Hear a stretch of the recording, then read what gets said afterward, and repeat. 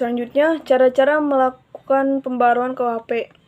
Pertama, kriminalisasi. Suatu proses pembaruan di mana suatu perbuatan tadinya bukan merupakan perbuatan yang dapat dipidana, tetapi karena perkembangan masyarakat menjadi perbuatan yang dapat dipidana. Ciptaan delik baru.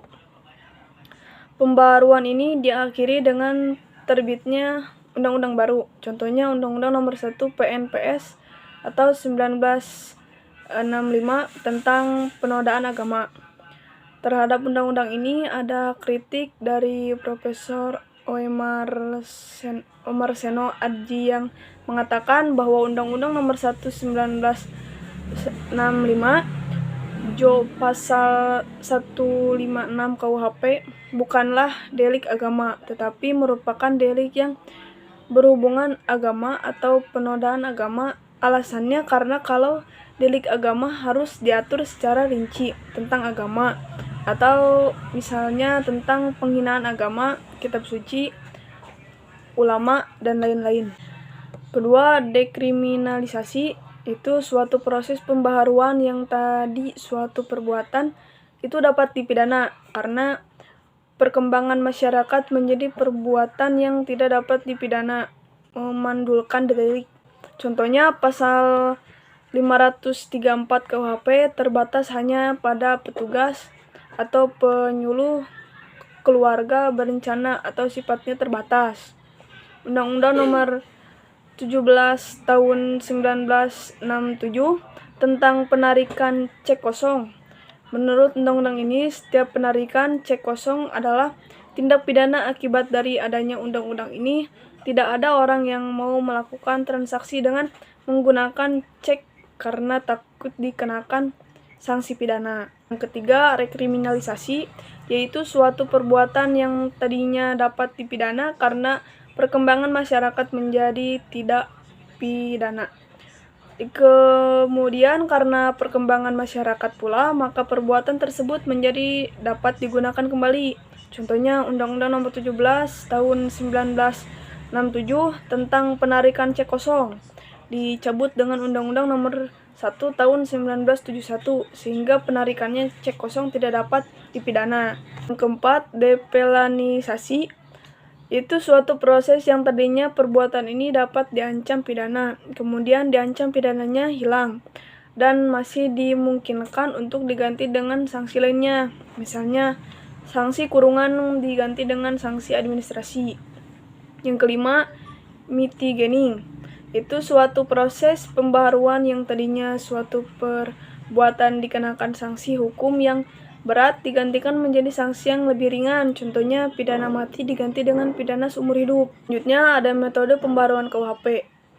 Itu evolusi atau evolusionis. Pembaruan yang dilakukan dengan cara menyelipkan pasal-pasal baru dalam KUHP. Contohnya Undang-Undang Nomor 6 Tahun 1974 tentang penertiban perjudian merupakan pasal 542 dalam buku 3 KUHP menjadi pasal 303 bis dalam buku 2 KUHP, sehingga konsekuensinya dengan berlakunya Undang-Undang Nomor 7 Tahun 1974, maka bentuk pidana perjudian adalah merupakan tindak pidana kejahatan karena diatur dalam buku 2 KUHP dan sanksi pidananya menjadi dinaikkan atau diperberat karena merupakan kejahatan. Yang kedua, kompromis. Pembaharuan yang dilakukan dengan cara menambah atau menyelipkan bab baru dalam KUHP. Jadi apabila ada aturan baru cukup dengan cara menambahkan atau menyelipkan saja. Misal, Undang-Undang Nomor 4 Tahun 1976 tentang sarana dan prasarana penerbangan. Melalui undang-undang ini menambah bab baru dalam KUHP, yaitu bab 29A dalam buku 2 pasal 4A sampai dengan pasal 479R. Pasal yang penting untuk diingatkan dalam pasal 479 J KUHP yaitu dalam penerbangan menganut arti yang sempit jika dibandingkan dengan pasal 385A KUHP yang menganut pembajakan pesawat udara yang mengandung arti yang luas. Selanjutnya ketiga ada global, pembaharuan hukum pidana yang dilakukan secara keseluruhan, baik hukum pidana material maupun hukum pidana formal.